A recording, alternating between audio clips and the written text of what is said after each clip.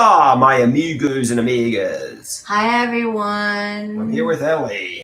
Yes, and I'm here with Andrew. So please join in. So something Ellie and I were discussing was obviously musicians. Um, I guess. And what do you prefer? Overly polished music or music that's live and authentic and Well, if something is overly polished, then people can't really relate to it. Like, really have no idea what message you're trying to convey. But I like authenticity because I mean, it's like, because you know, your stuff has to be polished but also relatable. Yeah, obviously the lyrics are important, and that obviously contributes. But I think there's obviously artists who are really great in the studio, and you know them as like studio musicians who are really able. But also, I know some people like live performances, and there are especially the classic rock artists who are really great in concert. Case in point, the Grateful Dead. I think. I don't know. I think they perform their songs live, and a lot of people like their live performances better than their studio performances because it seems authentic, it seems real, and even if they make a mistake, as long as they're not making like a billion mistakes and it's amateur hour, which they aren't because they're very, very much professionals. I think people prefer the liveness, the realness, the rawness of that, and that's cool, Not that lip syncing stuff. Yeah, a lot of modern pop artists lip sync, and some people say if you want to hear the if you want to see the artist lip sync, I mean, why not just buy the album from whatever, the store, and just listen to it at home. I mean, I get you want to see the performer, but I mean, so I think it's really cool when people give you a live performance that's as good, right? Yes. And plus, like, artists from the 50s, 60s, 70s, and the 80s didn't really do lip syncing. There's like little to no lip syncing. Yeah, I mean, it depends. I mean, there's obviously artists that were, one person joined us. Were great in the studio who, obviously weren't known for being great live performers, and that's cool too. But also there's artists who could just really perform the songs off the album in concert just as good, if not better, live. And that shows they got a lot of talent, really. Yeah. Well, I like authenticity. Yeah. And it's just that with that, because if something is just too polished, you lose people. You're losing the message that you're trying to convey. Absolutely. I think that's very much true. So you want. I mean, like I think with this content, for example, I mean, it's not overly produced. It's not very polished. So it's authentic. It's raw. It's authentic, and that's cool. People like that, right? Yeah. I don't think we're considered amateurs. If we are. Well, we're not getting paid, so we're definitely not professionals. No. But I think we practiced a lot, right? Yep. Yeah. Hey, nothing wrong with not being a professional because I mean, people make mistakes in life. Yeah, and they say when a lot of money gets involved in artwork, I mean, there's a lot more people you got to answer to, like the corporations, the advertisers, the shareholders, and they might make you remove this joke or that joke, and there's a lot more people to answer to. So and then it becomes less original. More sterile because you got to remove the things because it might upset the advertisers and shareholders and it pretty much gets watered down for that reason. That it does. But we're lucky we don't have that problem. So this is all original stuff. I mean, obviously, I got YouTube who I have to answer to. If I go too, all right, which is all by Google. If I go too wild, then I don't know, whoever advertises on Google says we don't want this platform, this channel on your platform, Google could remove my account because I don't know, whatever advertiser might not like me. And, I'm just one channel. And, so ultimately you got to keep that in mind. But right now I'm relatively flying under the radar, right? Yes. So it's probably a good thing. Yeah, you don't want all the advertisers to say, let's go away. No. No. Okay, so I guess on that note, we could share the artwork. Would you like to? Yes. Okay. This is a drawing I did today, and this is just random stuff. It looks like bullseyes, kind of, right? Yeah. I guess so. I don't know. Maybe that's what I'm interpreting it as. I think so. And I tried to make it perfectly symmetrical, but it may not be perfect, but it's mine. It's great. You put a lot of work into it, and this is what obviously sparked the polish and studio. Yeah, because this is definitely not professional. No, definitely not. But it's cool. That's okay, because I still like it how it came out. It came out really cool. So I'm going to start off with the first one. Obviously, my father created a character, the baseball bat, and it's a bat who's carrying a slugger. And, I'm the man-child at the bottom, and I'm saying, save me, magical baseball bat. And the bat says, here you go, Andrew, and it's giving me a baseball bat. And he says, use the bat with great responsibility. So I'm thinking of a superhero movie. Obviously, I'm given, like, the powerful baseball bat. And, don't get reckless with the baseball bat. Use it, with great responsibility. Exactly. Yeah. So that's this one, obviously. And this one's a little bit more wholesome. This one says, Happy Mother's Day. Oh, yes, tomorrow's Mother's Day. Yes, tomorrow is Mother's Day. It says, me and my mother, we have true love with one another. She's the best mom. A lifesaver. She never gives up on you. Thank you. You and Me Against the World, which is a song. And that's this one, too. Oh, I think You and Me Against the World is, who sang that? I don't know who sang it, but my mother shared it with me many years ago. Oh, I think it might have been Helen Reddy and her daughter, I guess, but I'm not sure. I think that might be correct. Whoever knows these days. Whoever knows these days. So far we've got one person in here watching. So whoever that is, please chime in and say hi to us. Okay, fair enough. Hopefully they stop lurking and start interacting, but so far they haven't. So something we were discussing was obviously, short-term memory. Mm-hmm. Elle, said, I saw her yesterday, and we got hibachi. Mm. And I said, oh, yeah, I remember picking you up. And she said, where did we eat yesterday? I'm like, I have no idea. I just can't remember. And I don't think I have dementia or Alzheimer's. No, you don't. But I was taking a mega regimen of psychiatric medications for like 10 years. That explains it. And I'm afraid that might have caused neurological damage. I know they say it probably didn't, but it protects the neurons, doesn't render you a vegetable mind. But I certainly have difficulty recalling things compared to how I was in my 20s.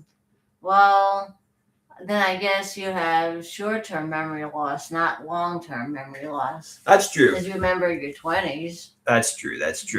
As they say, it was once believed, obviously once you destroy the neurons in your brain, they wouldn't regenerate and heal. But I think they say, you can regain neurons and brain cells. And so just make good life decisions, exercise, read, and, don't, take tons of psychiatric medications and sit in solitude, because that will obviously, make your mind deteriorate, right? Yeah. Well, Andrew works out every morning, so I think that's good for the mind. I think maybe, I don't know. The body and brain. Yeah. So. Good. So just keep doing that and you'll be fine. Yeah, I don't want to single him out, but Ozzy Osbourne, I don't know. I mean, he took a lot of things, and I don't think he took prescription things. Maybe he did. I don't know. Look at try not to see myself as just like dementia man. Just try to see myself as, I'm like a little wild, Yeah. And I think of it like in a cool kind of way. Ladies like that kind of stuff, right? Well, unlike Ozzy Osbourne and the Rolling Stones, you've probably never done LSD or any of those hallucinogens, as No. far as I know. No, I have not. Oh, well, good.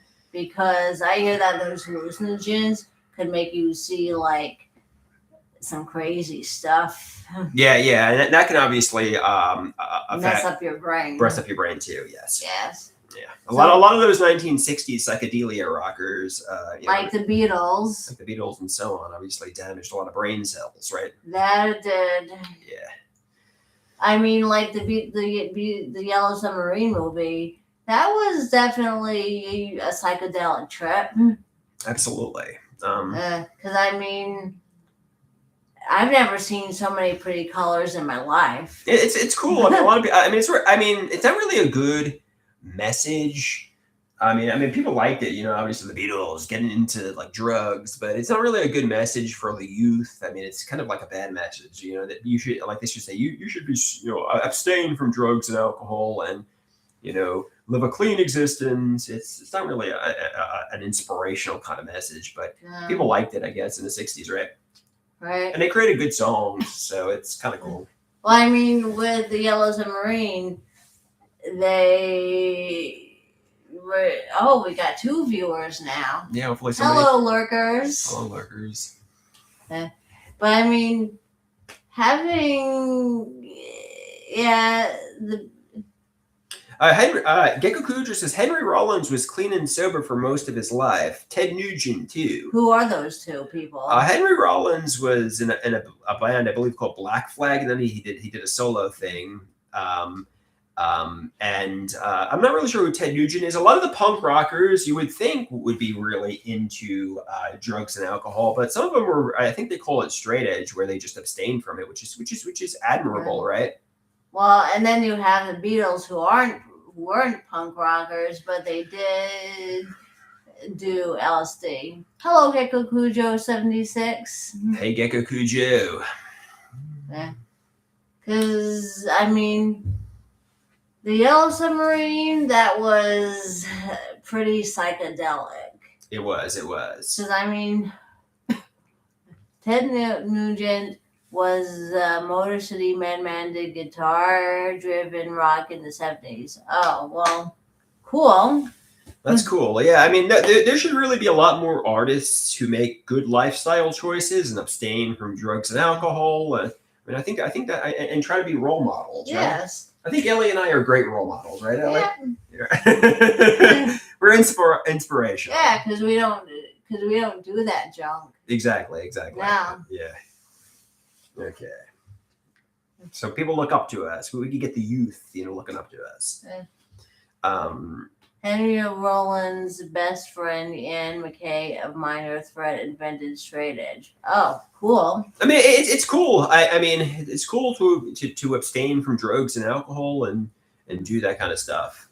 Because you could make quality work and stuff without all that, like drugs and alcohol and smoking. Yeah, I know some people, especially would ask the Beatles, like, "Oh, did the drugs make the artwork?" It's like, no, you got to be creative and imaginative. I mean, obviously, the drugs can, make them like, ooh, like think weirdly. But no, I mean, they're putting the hard work in, they're creating it, they're imagining it. But I mean, can the drugs give you a weird, perspective? Possibly, but. I mean, if you take LSD, it doesn't mean you're going to turn into a psychedelia rocker. You gotta have the ability too, right? Yeah. Gecko Cujo says, "Yep, it was rebellion. It was rebellions to not use drugs back then." Well, that's good because we don't. Because it's not necessary to take drugs and stuff in order to be creative. We can be creative on our own. Exactly, Ellie. Like, because I mean, Andrew is plenty creative on his own. Thank you. You're welcome. And so are you. Well, thank you. We're going to continue to get more and more creative. Yep. Yeah. And right now it's raining outside.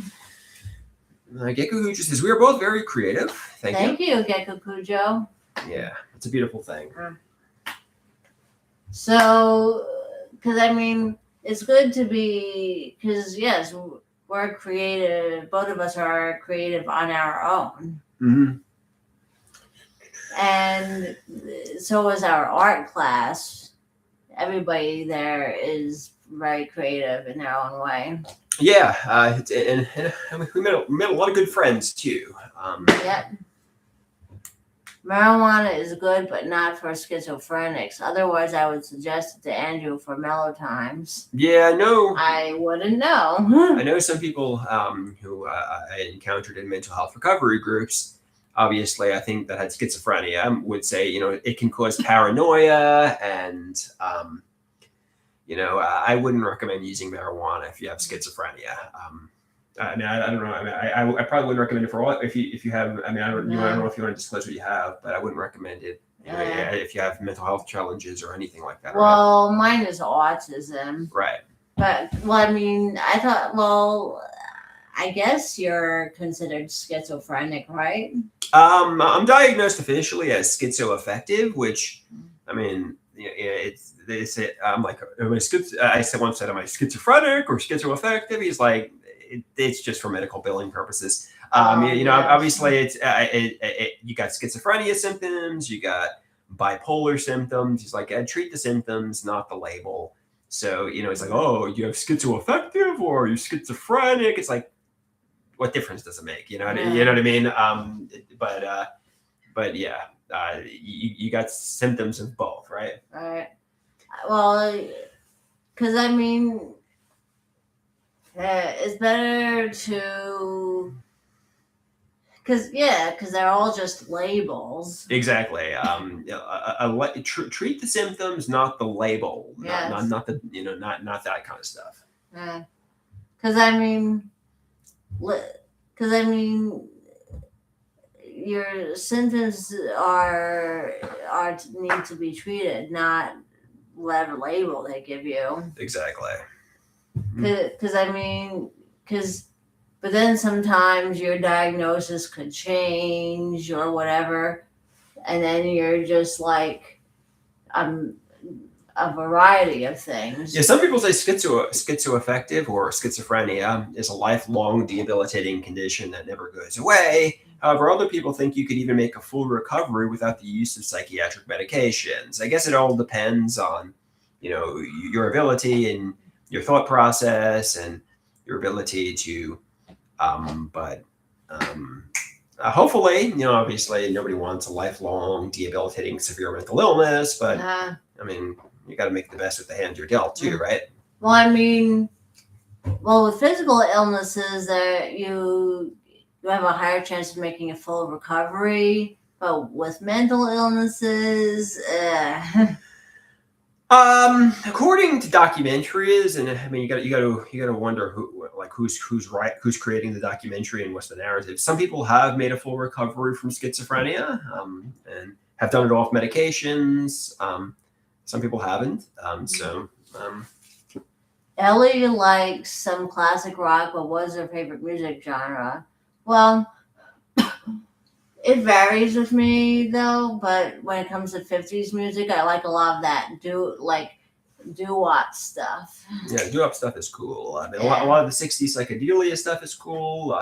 There's a lot of cool stuff, you know. I'm big on the classics. Yeah. Oldies but goodies. The oldies are usually better, right? Yep. Gecko Hoosier says, I agree. Yeah, everything's gotten so, polished and... like non-authentic. Non-authentic now, right? Because, I mean, in the 60s and 70s, since AI didn't exist, people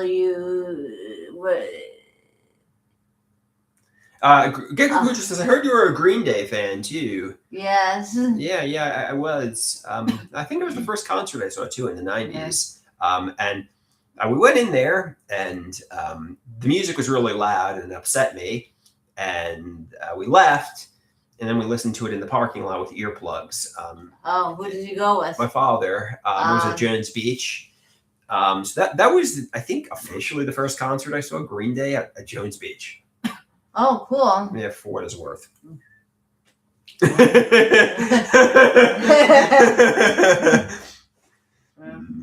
But I mean, like, because I mean, back in from the 1950 through 1999, none of that AI stuff existed, yet people still produced quality entertainment. Exactly. Gecko says, that's a funny story. Glad you and your father had a good time. Yeah, I mean, it's a funny story now in hindsight. And it was all authentic back then. Definitely. Well, yeah, so it's good that you and him got to see Green Day. Yeah. Yeah, Green Day is going way back. Yeah, definitely. I mean, yeah, I think it was around, I mean, maybe it was around 97, 98. I don't know what year it was, but it was around that time. Gecko Cujo says even better entertainment back then, and the mistakes and sour notes made it authentic and even better. That's exactly what Andrew said. Yeah, I know. As they say, obviously, if you make too many mistakes, people will start to say it's amateur hour. But I think people like the little mistakes because you might as well listen to the studio, the album itself. I mean, if you're gonna just get people lip syncing to their song, right? Yeah, because I mean, it's okay to make a few mistakes, but because I'm all about keeping things authentic. Yeah, people like in concert, like if somebody sings and like their voice cracks a little bit and it's not perfect because it's like this is real, If you want to hear, the actual, I mean, you will listen to the album. Yes, but if you see them in person, don't be surprised if there's a few mistakes, like their voice cracking and stuff. Normal people are the same way. The quirks and differences are where we shine. We want imperfect reality. Well, we got that. Yeah, there's no such thing as perfection. I mean, some people try their best, to really overly polish and perfect things, and that's good. If you put a lot of hard work into something, it usually comes out better. I mean, I'm not saying be lazy and just, but also people sometimes like the rawness and realness too, and not overly polished. But you just got to find that in between line. Yeah, exactly. Well said, Andrew. Yes, I agree. Exactly. We agree with that. I mean, well, anything that because humans naturally have flaws and no one's perfect, anything that we invent will have our flaws and imperfections. That's true. So, and animals aren't perfect either, even though we didn't invent them. Exactly. So, because I mean, animals. So it says, Ellie is the sweetest person. I wish there were 100 Ellies in the world. We need more art class buddies in the world. Yeah, Ellie's a good friend. Yeah. And she's becoming a better friend each passing day. So that's a beautiful thing, right? Yeah. Because yes, we're the art class buddies. Yes, we are, Ellie. Yes, we are. Because I mean, besides physical pain and suffering, humans feel mental and emotional pain and suffering. So animals, or at least some animals, might also feel that stuff too. Because I mean, all animals, all non-humans also feel physical pain and suffering. I mean, I understand. And are you saying eat vegan? I mean, I don't think. Well, I'm not really saying that. I'm saying more like some animal species are sentient and self-aware besides us. Yeah, I know. I saw a video many years ago, which was for an environmental science class. I don't know what the professor was, but you see nature, and you see like I don't know, like a predator. Well, what's an animal in the Serengeti that's a predator? A lion, I guess. Yeah. Hunting a deer, and he pounces and eats it, and it's like, okay. I mean, that's obvious. I mean, obviously you feed on meat and stuff. They're acting on pure instinct. And then he went to like the slaughterhouses and factory farms. And how humans prepare meat, and then he opens up a dictionary and he says humane, the ability to feel empathy, and compassion and and he's talking about capitalism and he thought he was being profound and he slams the dictionary closed and he's like, I'll see you next time.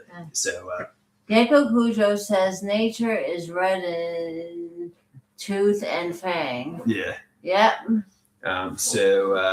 Well, I mean,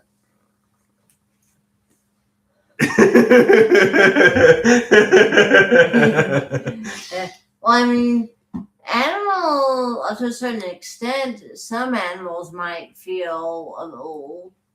sentient beings because like if they lose a mate, you could see them crying. Yeah. Or whimpering, That's true. Like and then when you come home, they'll rush over to greet you. So I guess if they truly love you, so I guess that's considered a form of sentience. That's true. A wolf has no hate in his heart when it rips the deer apart. It's the circle of life. Yeah, it's just it's hunting the deer for it's food. For food. Yeah, I mean it's not. I mean, I don't know. I mean, what the slaughterhouses represent. I mean, it's like capitalism and just like a big, meat preparing. But it's really barbaric and not. It really is. Yeah. Because animals. I mean, even though we're considered animals, I think I've always considered us to be our own category, like not a part of the animal kingdom. I say we're just, there's the animal kingdom and then there's humans. Exactly. Read The Jungle by Upton Sinclair. Great book about slaughterhouses. Thanks, but no thanks. Yeah, I mean, I understand. Obviously, I know PETA and all these organizations will say, educate yourself and realize how badly the livestock is being treated. And I like eating my burgers and meat, and I don't want to think about it, right? Yeah, I mean, I don't know. Maybe I need to be the one who puts the foot down and protests, but it's like I don't know. I mean, well, with me. My favorite food of all time is broiled twin lobster. Right, and that obviously you see it in the fish tank, and it's not really treated too well, but it is what it is, right? But it's tasty, though. It's tasty, right? Somebody says we're like the wolves eating the bacon cheeseburger with no hate in our hearts. Yeah, we're definitely not angry at the animals, but I'm sure the life they were living was pretty barbaric. Yeah. I mean, we eat to survive, right? Yeah. So if we just stopped eating animals altogether and just lived off of plants, then it would be like we eat to survive. Yeah, I mean, I went to some vegan restaurants in New York City, and it's pretty good. But I definitely like a nice burger and a nice chicken from time to time. So it's. Say protein is essential, and it's very hard to get enough protein from plants. Yes. So you gotta obviously, humans are meant to be carnivores, I think, and omnivores or whatever. Yeah. Well, I mean, plants and all plant life, they're living things too, but like they grow and produce food for us, but. Yeah. People seem to say, obviously, if you eat fruits and vegetables, it doesn't have a conscious mind. So some people say that they're working on developing, artificial meat that's never been living. And I know some people are skeeved out by that. The thought of flesh that's never been alive. But I think that's not necessarily bad, especially if it eliminates.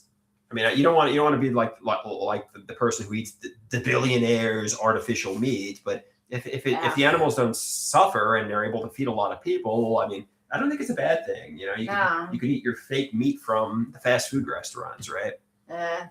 True, Ellie, your empathy is impressive. Thank you, Gecko Cujo. I appreciate that compliment. Yeah. I mean, plants and plant life. Rusty trombone. Yeah. Woo wee. You got Rusty in the house. Hello, Rusty. How are you doing, Rusty? Lab-grown meat seems weird to me. Yeah, I agree. I think a lot of people think it sounds dystopian and creepy, and it does sound a little weird. But hopefully, you know, I mean, but think about how the animals are treated too. So hopefully, I mean, Yeah. maybe they can develop it into something good. But yeah, the thought behind it sounds a little peculiar, right? Yep. Well, it's like with, well, I mean, trees, plants, and other plant life, they aren't sentient beings because they just are planted, grow, eat, produce, but they don't have a thought process. They just exist Yeah. as food for us. Yeah, so I think that's why a lot of people don't feel badly eating plants Yeah. and fruits and that kind of stuff, right? But animals, well, they feel physical stuff though, but I don't think they have. But whether they have a thought process or not, or even are aware of that they aren't human. Yeah, who knows? I mean, they're acting on instinct, apparently, but I mean, I don't know what goes on in animals' minds. No. But it's obviously not good.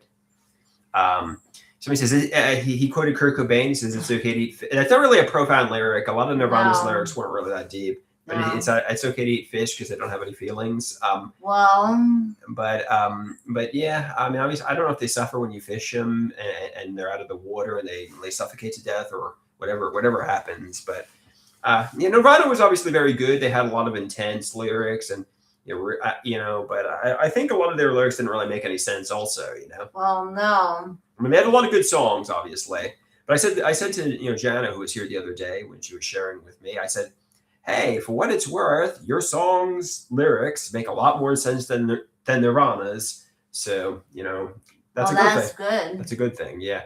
Gecko Kucher says, I enjoyed a lot of Nirvana. Yeah, no, they really got a lot of good songs, a lot of songs that are real, smash hits and such, but he's just screaming intense stuff and it often doesn't make any sense. Jana is a treasure also, yes. You, Jana, and me were treasures. Yes, we're treasures, Ellie. Because we're the art class buddies. Yes. But I mean, like in the wild, the animals, art class buddies rule. Yes, we do rule. Thank you, Gecko Cujo. Yeah, exactly. And you rule too for watching us and chiming in. Yeah, definitely. But I mean, in the wild, animals eat each other because they've got to survive. Absolutely, definitely. They eat to survive. Eat to survive, yeah. Rocking and a rolling like the Rolling Stones. Well, actually, he said. Rocking and a ruling like the Rolling Stones. Like the Rolling Stones. Yeah. Yep. A lot. Yep. Well, it's better to rocking and a ruling than not to. Definitely. All right, you want to wrap this up or are you having fun? I'm having fun. Okay. But yeah, I mean, well, because Gecko says Ellie rules. She's definitely pretty cool. We definitely like her. And so are you. We definitely dig Ellie. Yeah. She's pretty cool. Yep. You're pretty cool too. And so is Jana. Jana's cool too. Yeah. Jana's another good friend. Yep. Because the three of us rule. We rule, yes. But I mean, animals like cats and dogs, they miss their owners. So, but other than that, they have I don't think they have a thought process or even aware of that they aren't human. They just live and act on pure instinct. Yeah, who knows? But that's what they say. So he says, is Ellie Jana in disguise? I've never seen them together at the same time. Don't talk about that. We were supposed to get together last weekend here, but it didn't happen. No. And Ellie was mad at me about that, but we won't talk about that. Yeah. But you were supposed to get a live stream with Ellie, me, and Jenna last week. It didn't happen, but that's okay. Shh. We won't bring that up again. We won't. No. We won't dig up. Or let it happen again. We won't let it happen again. We'll let it. We'll move on. And no, I'm not Janet in disguise. Yeah. No, they're definitely different people. I've seen both of them together. Yeah. Because I mean. And like case in point, last Saturday, and you were supposed to see the three of us together last Saturday. It didn't happen though. Nope. Because I mean, yeah, because I'm definitely not wearing a disguise. I can't remove my face. Yeah. So yeah, it's a great thing. But hey, that's a nice theory, Rusty Trombone. Yeah. You want to talk about a little disagreement, or yeah? Okay, so Ellie was mad at me because for whatever reason, and we weren't texting each other for a few days, but then we reconciled, and now we're on good terms again. Yeah. Because I mean, friends have disagreements at times, but if it becomes a common thing, then you got to communicate and talk about it. Yeah, resolve issues and prevent them from happening again. Of course, humans are repeat offenders. Yeah, try not to make a habit of bad behavior. No. Somebody says the art class buddies tell the truth, communicate honestly and transparently, work things out, and ultimately forgive in the end. I mean, depending on how bad it was, but I don't think what I did was that bad. I mean, I didn't, do anything that bad, so it was forgivable, Yes. Because, I mean, yeah, just don't make it a routine. Yeah, exactly. Don't make it a habit. Yeah, exactly. I mean, friends have disagreements at times, and that's a fact of life. Yeah. I mean, there are things that obviously can be unforgivable. Like if somebody, hypothetically speaking, kills a family member of yours. That's unforgivable, though. But yeah, you might say. I know a lot of like let's take Charlie Kirk for example. I know his wife says, "Oh, I forgive whoever the guy," but that's what my husband would want. But it's like I don't know. I mean, he was jealous of him or angry at him for his conservative and opinionated views. I don't know if I really forgive him, but it's you know what I mean. So, TV says hello, Andrew and Ellie. Hello, TB. Hey, TB, how you doing? They say nice to see Ellie again. It's good. It's good for us to have boundaries too. That's healthy. Yeah. Yes, because you've got to have some boundaries. Yeah. You gotta have boundaries. I know I'm kind of guilty of being very enmeshed with my mother, especially, and it's good to set boundaries and distance yourself at times. Exactly. So, because same thing with friends, depending on what happened. Yeah. It's just that you've got to just talk things out, work things out, and prevent them from happening again. Exactly. TB says, if you were in charge of Andrew's life, what would you suggest he changes? I'm not in charge of his life at all, nor do I have any desire to be, because he's his own person and this is his life. He's got to figure it out himself. Yeah, you can't control somebody. I mean, Nope. You can give good ideas and suggestions, but yes. I mean, Ellie did say, obviously, I complain a lot about being dependent on my mother and parents and so on. And she said, ultimately, people who want independent housing and independent living, they got to get the motivation, take action, and do it yourself. And ultimately, when you became independent, you were a lot happier because you got freedom from your parents, right? Yes. Yeah. So, I mean, well, as you all know, Andrew works out every morning, so that's something he shouldn't change. He should keep that up. Exactly. TV says that's a good answer. I think Andrew's stuck in Groundhog Day, which is a movie with Bill Murray. It's about someone living the same thing over and over again. And some change would be a good thing, Yeah, I think it's true, and I think Ellie coming over and her friendship has been a change for the better, and hopefully we continue to make a lot of changes, right? Because I mean, my life for the longest time, my life was like Groundhog Day, but then I did something about it. You took action and changed your life. Yeah. Yeah. So he says, Ellie has healthy boundaries and is speaking the truth. She's a great influence. Yeah, it's good to have friends in your life that are a great influence. Yeah. Yeah. Because you've got to fight for your rights and freedom. You got to fight for your rights and freedoms. Yes. I did that and never looked back. Exactly. Yeah. What did you change, Ellie, if you don't mind sharing with the group? Well, I got my own apartment, got a job, and got a life. Plus, I joined the art class. You met some nice friends, and you're getting a lot happier, and it's getting better. And both you and I, and it's getting happier and happier. Gecko Cujo says Andrew doesn't care for his friends blowing up his phone with problems about the friend's home life. Oh yeah, no, I don't know if we should share this.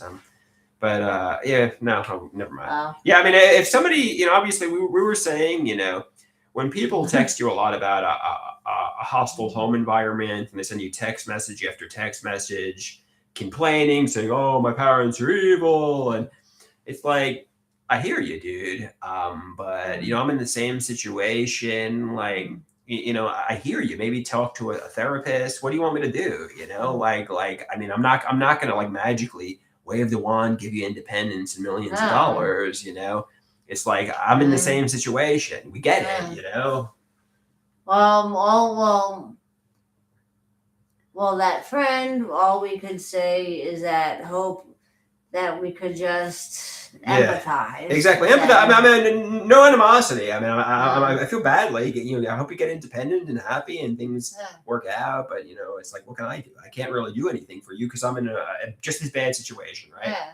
Well, you could empathize with that person. Yeah, I empathize with them. Exactly. Yeah.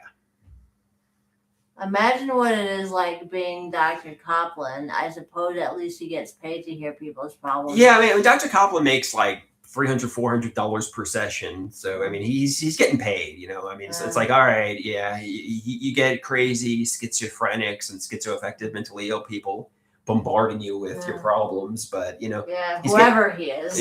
but he's getting paid for that. So I'm not crying for him, right? I remember this was kind of an inappropriate joke, but, Dr. Natural, I was crying about something and he's like, okay, and by the way, here's your bill, Andrew. And it's like, it was like, yeah, and it's like ultimately, at the end of the day, they're getting paid, right?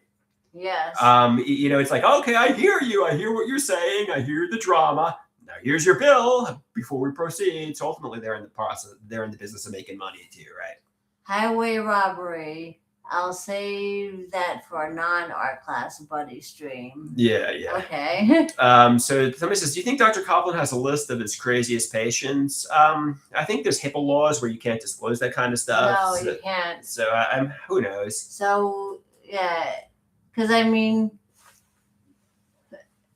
well, if therapists and all those people weren't getting paid to talk to do stuff, then they wouldn't even waste their time with us. Yeah, exactly. I'm sure when he sees my name, coming up, upcoming session, I'm sure he's like, oh, here comes Andrew. I'm sure he notices. Maybe I don't know. I mean, maybe he doesn't. I don't know. Cheeseburger says we know who his favorites are. No, we really don't. Exactly. Because I mean, what you got to do. I'd love to hear what your text notification sounds like. Yeah. Here comes that boy. Here comes that boy. Yeah.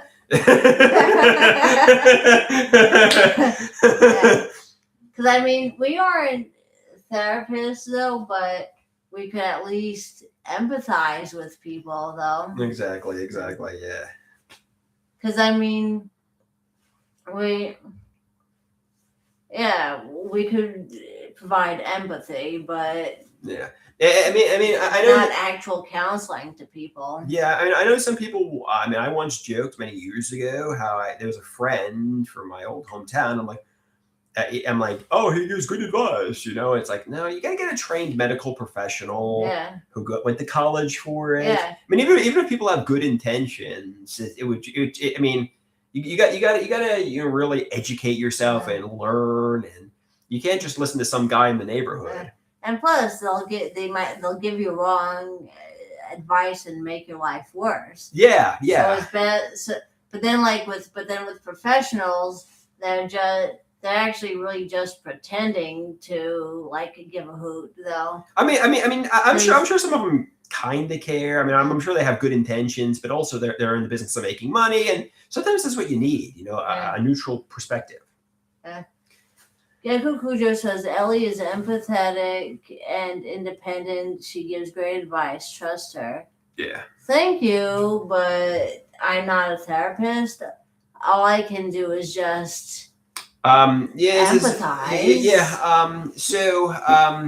Are you familiar with the Beach Boys at all?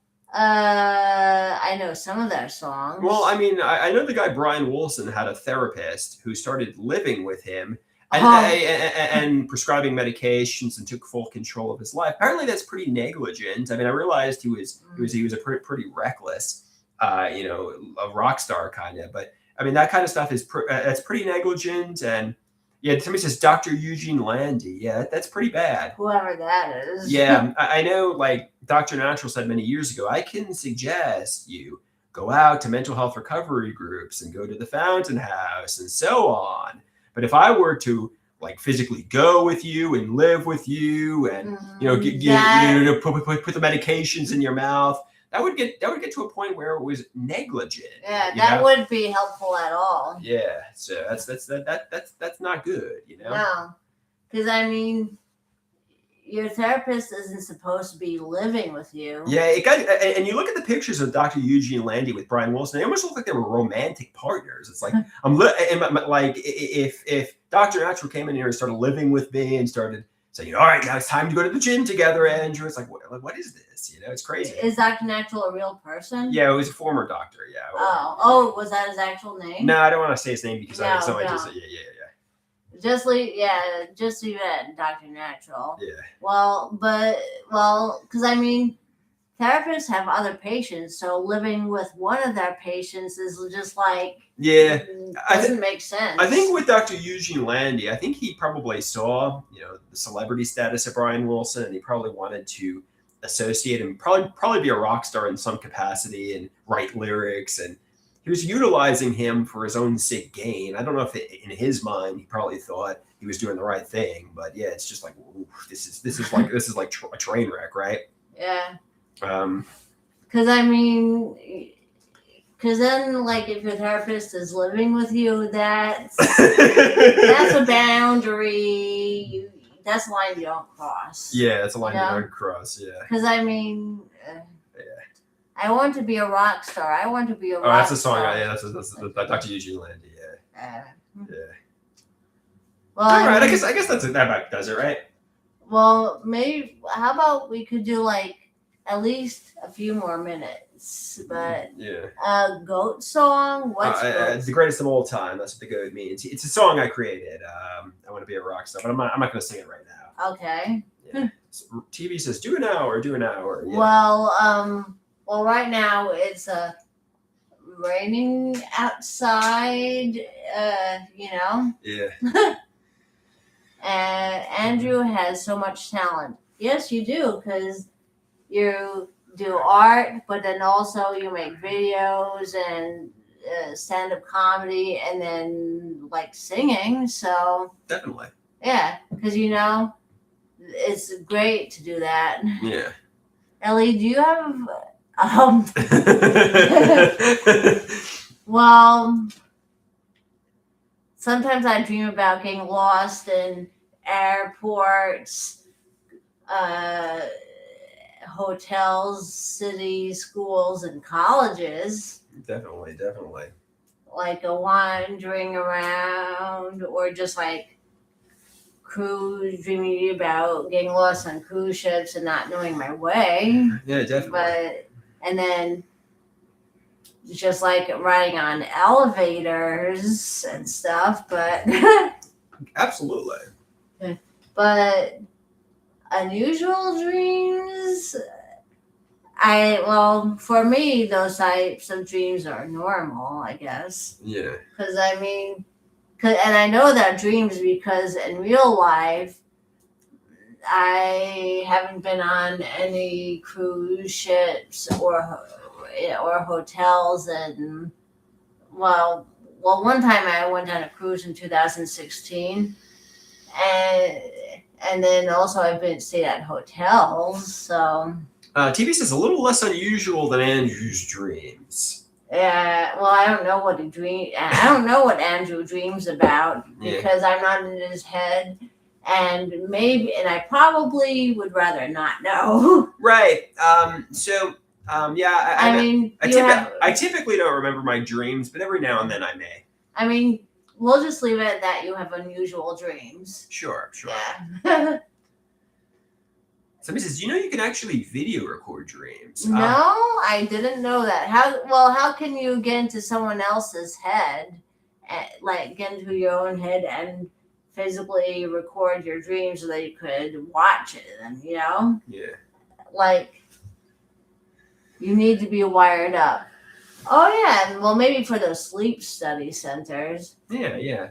Oh, and as for laboratories, you could create, like with genetic laboratories, you probably could splice human DNA with non-human DNA and create like something like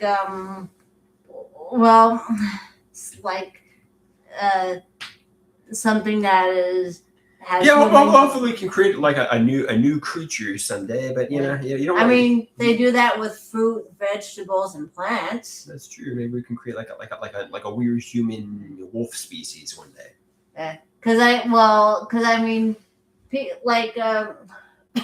People would say that werewolves don't exist, but if you splice human DNA with wolf DNA, then I suppose that could exist. They could exist. Yeah, true. Okay, I think we pretty much did enough here. We did enough damage. Wait. Okay, Kukucha says. Whatever I'm worried about. Yes, happens to me on occasion, but it's Gecko Cujo. But like in real life, I'm like in your dreams, you could jump off a building and survive. But in real life, if you jump off a building, they'll go splat all over the pavement, and they're cleaning up your body. True. It's important to distinguish fantasy from reality. I know we discussed obviously a lot of video games. I mean, we said Grand Theft Auto 3, for example. I mean, if you started speeding down the road and killing people, you'd wind up in jail pretty quickly. And we also said even in the wrestling video games, obviously, there were some, like especially for the PlayStation 2, where you could do a lot of reckless things that if you did it in you would get really injured probably. I think in like Here Comes the Pain, or maybe it wasn't Here Comes the Pain, but it was a SmackDown game. I think you could go to like Times Square and jump off Times Square, or I don't know, but it was like, it's pure fantasy. I mean, nobody's thinking I could do this in real life. It's just for fun entertainment purposes, right? In video games, there are things you could shoot fireballs out of your hand in video games, but not in your dreams, but not real life. Yeah, exactly. Like in your dreams and video games, you could fly, but in real life, you can't. Yeah, exactly. A good way to work your shadow: let it off the leash enough for mini rampages without having an actual one. Carl Jung approves, whoever that is. Yeah.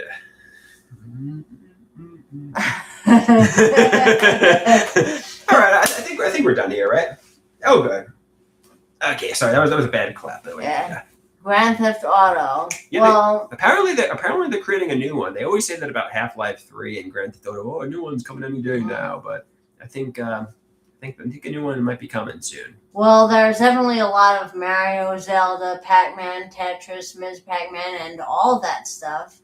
Yeah, we said about Grand Theft Auto. Obviously when I first played Grand Theft Auto 3, it was like it was unlike anything I've ever seen before. And sometimes the bar is set so high with that if they're not going to release something special, they don't want to release anything at all. You know what I mean? And they got a really good reputation to live up to. So I think with Half-Life 3, I mean Half-Life and Half-Life 2 were really excellent. And it's like if we can't make anything like that's going to really we're just going to release nothing. Yeah. Gecko Cujo says, Dr. Mario. I know Poppy is a fan too. Yes, Dr. Mario is a fun game. It's very similar to Tetris because you got to do that like matching stuff thing. Yeah. But I like Pac-Man, Tetris, Dr. Mario, and games like that. Exactly. Okay. Oh, and one more thing. I used to play those. Oh, Jungle Lady arrived. Hello, Jungle Lady. We got Jungle Lady in the house. TV says, "Don't be anxious, Andrew. We are cool. We are cool." Yes, you are cool. Yeah, exactly. I think maybe in the past life I could have been a cat because. Yeah, you're doing the cat things, right? Because I'm kind of loving. Yeah, exactly. Because I'm a loving person, or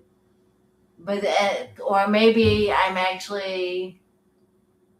Yeah. It's cool, like Fonzie from Happy Days, and we're rocking and rolling like the Rolling Stones, right? Yeah. Well, I mean, or maybe I'm just a cat in a human body. Maybe. Because even though I'm an all-around animal lover, cats match my personality type, and dogs match your personality type. Yeah, I think I agree.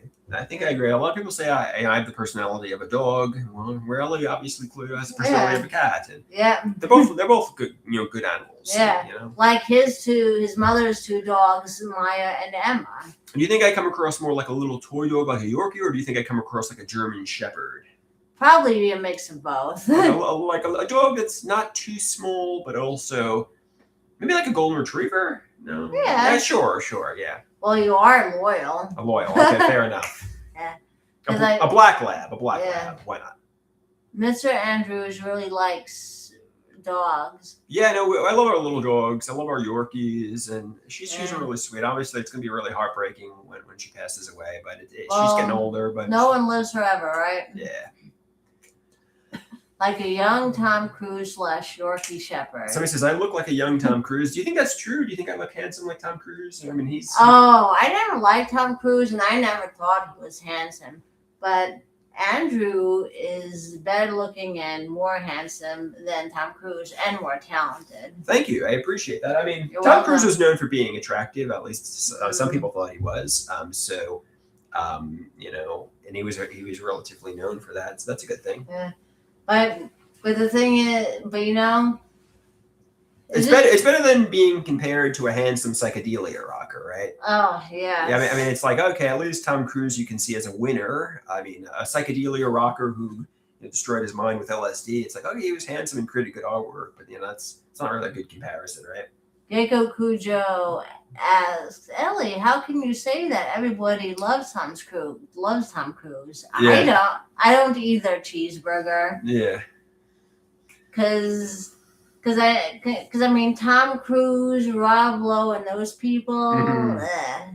I'm more like, I prefer just like not them. Yeah, that's true. Somebody says Sid Barrett started out handsome and it didn't last long. I mean, obviously everybody gets older, but yeah, I mean, he did obviously, obviously, I don't know, neurological damage, frying your brain with LSD. It's going to affect you in a lot of ways. I don't know if some people suspect maybe he was even on psychiatric medications because he did have a lot of weight gain. He claims it was from overeating, but I don't know. Who knows what went on? He keeps a lot of his life secretive, right? Well, oh, I don't like Ben Stiller. Yeah. Well, one time, well, I think that when it comes to these, well, I mean, Keith Richards from the Rolling Stones, he certainly did quite a few hallucinogenics in his lifetime. Yeah, somebody says definitely a mysterious story with Syd Barrett. Yeah, a lot of people don't know what went on. I have a theory. Maybe he was the main lyricist behind the later albums, and they were just keeping him out of the spotlight because he had schizophrenia. Maybe he wrote Dark Side of the Moon and so on, but who knows? It's just a conspiracy theory at this point. It's not confirmed or corroborated. TBS, Ellie, do you have any opinions on Lamictal?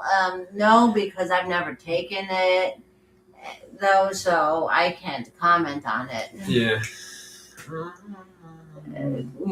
But Waters was the man. There, Gecko Coocher says Roger Waters wrote the Pink Floyd albums. It was not Syd Barrett. So stop coming. They say what you see is what you get. Don't daydream those secrets there. I mean, it apparently is. Roger Waters wrote most of the lyrics. Well, now when it comes to Pink Floyd songs tend to be psychedelic. Yeah, a lot of them did. I mean, they became a progressive rock band, especially in the '60s with this. They were psychedelic, but they became different down the road. Well, I mean,